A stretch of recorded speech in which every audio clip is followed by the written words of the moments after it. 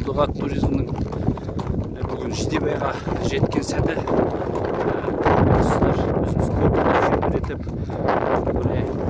Елорданың іргесіндегі ежелгі бозоқ қалашығына шығған Улдыға жеріне келіп жеттік. Бұл осы күн біз үшін осындай ұлттық құндылықтарымызды ұлықтап, атқа міну мәдениетін ұлықтап, өскелең ұрпаққа өнеге беріп жүрген Улдыға туризм федерациясының жігіттеріне мың рахмет.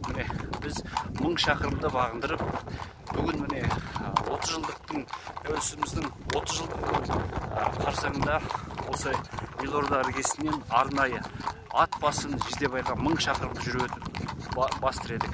Негізгі мақсатымыздың тағы бір айта кетеріміз, кешегі ата-бабаларымыздың жүріп өткен жерін ұлықтау, бабаларымыздың, батырларымыздың жүріп өткен тарихи мекемелерін аралау.